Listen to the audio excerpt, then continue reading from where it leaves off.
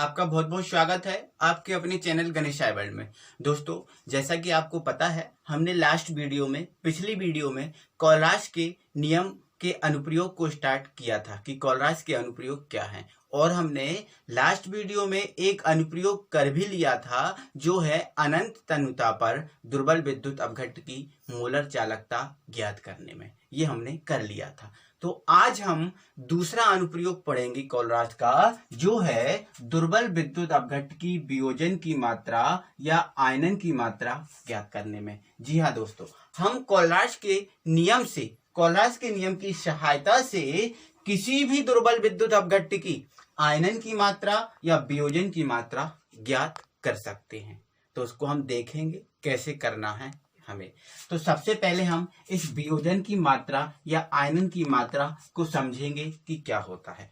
तो दोस्तों, जो वियोजन की मात्रा या आयनन की मात्रा होती है, यह एक अनुपात होता है, और इस वियोजन की मात्रा को हम अल्फा से व्यक्त करते हैं। किससे दोस्तों?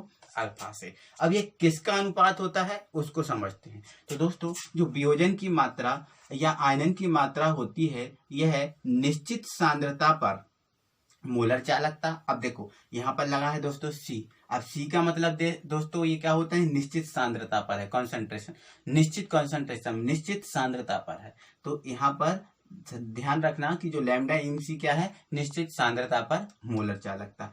और दोस्तों एक होता है अनंत तनुता पर मोलर चालकता, और उसको हम किससे व्यक्त करते हैं? लैम्डा M इंफिनिटी से। तो दोस्तों, जो निश्चित सांद्रता पर मोलर चालकता होती है और अनंत तनुता पर मोलर चालकता होती है, इनका जो अनुपात निकलता है वो अनुपात कहलाता है वियोजन की मात्रा या आयनन की मात्रा, और इसको हम अल्फा से व्यक्त करते हैं। तो ये इसका फॉर्मूला हो गया। अब दोस्तों, ये निश्चित सांद्रता पर मोलर चालकता क्या होती है उसको हम समझते हैं। तो मान लेते हैं दोस्तों, ये कोई CH3COOH एक दुर्बल विद्युत अपघट्ट है। अब इसकी निश्चित सांद्रता पर मोलर चालकता क्या होती है उसको समझें। तो दोस्तों, मान लेते हैं इसकी जो सांद्रता है वो है 2 मोल पर लीटर। कितनी है दोस्तों? 2 मोल पर लीटर। इसका मतलब ये है दोस्तों, यदि हम 1 लीटर जल में 2 मोल CH3COOH डालें और इसकी मोलर चालकता निकालेंगे, तो यह कहलाएगी निश्चित सांद्रता पर मोलर चालकता।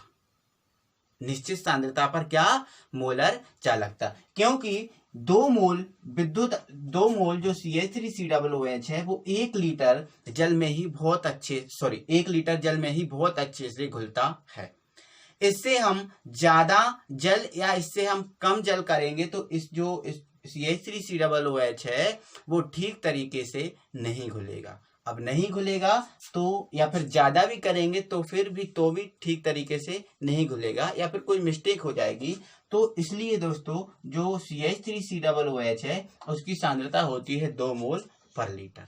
तो ये जो सांद्रता है ये निश्चित सांद्रता है इसकी CH3COOH की, और यदि हम इस सांद्रता पर मोलर चालकता को निकालेंगे तो वो कहलाएगी निश्चित सांद्रता पर मोलर चालकता। तो दोस्तों, किसी भी विद्युत अपघट्ट की एक निश्चित सांद्रता होती है, और वही सांद्रता कहलाती है उस विद्युत अपघट्ट की निश्चित सांद्रता। और इस सांद्रता पर यदि किसी विद्युत अपघट्ट की मोलर चालकता को निकाला जाए तो वह कहलाती है निश्चित सांद्रता पर मोलर चालकता। और यदि अनंत तनुता पर निकालना है यदि इस विद्युत अपघट्ट की, जैसे मान के चलो ये एक कोई पात्र है, इसमें ये CH3COOH हमने डाल दिया। अब इसमें 1 लीटर जल है और 2 मोल क्या है? 2 मोल CH3COOH है। तो ये कहलाएगी इसकी निश्चित सांद्रता।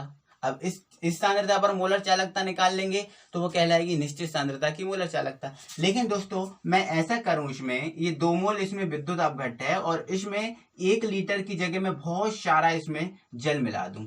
बहुत सारा क्या मिला दूं दोस्तों? इसमें H2O मिला दूं, जल मिला दूं, तो फिर ये जो विद्युत अपघट्ट है वो विद्युत अपघट्ट अनंत तनुता पर आ जाएगा। अब अनंत तनुता पर आ जाएगा और इस स्थिति में इसकी मोलर चालकता को निकालेंगे तो वो क्या कहलाएगी? अनंत तनुता पर मोलर चालकता। तो दोस्तों, अनंत तनुता पर तो मोलर चालकता को हम कॉलराज के नियम से निकाल लेते हैं कि जो क्या होती है, धनायन और ऋणायन की आयनिक चालकताओं का क्या होती है? योग होती है। तो इस प्रकार से दोस्तों ये निश्चित सांद्रता है और ये अनंत तनुता पर मोलर चालकता है।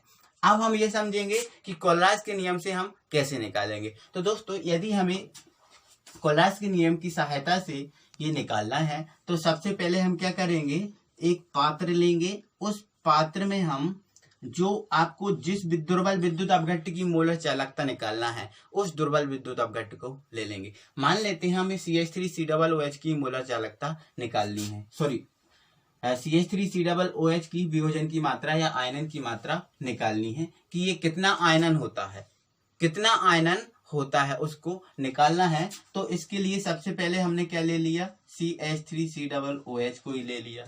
अब हम क्या करेंगे, इसमें 1 लीटर जो जल है उसमें हम 2 मोल CH3COOH डाल देंगे तो ये निश्चित सांद्रता बन जाएगी। अब ये निश्चित सांद्रता बन जाएगी तो इस सांद्रता पर हम क्या निकाल लेंगे, इसकी मोलर चालकता, मतलब जो कहलाएगी निश्चित सांद्रता पर मोलर चालकता। इसके बाद हम क्या करेंगे दोस्तों, इसमें बहुत सारा जल मिला देंगे। अब इतना जल मिला देंगे कि ये अनंत तनुता की स्थिति में आ जाए, और इस स्थिति में जब आ जाएगा तो इसकी हम मोलर चालकता निकाल लेंगे जो हमारी क्या कहलाएगी, लैम्डा m इंफिनिटी, मतलब अनंत तनुता पर मोलर चालकता।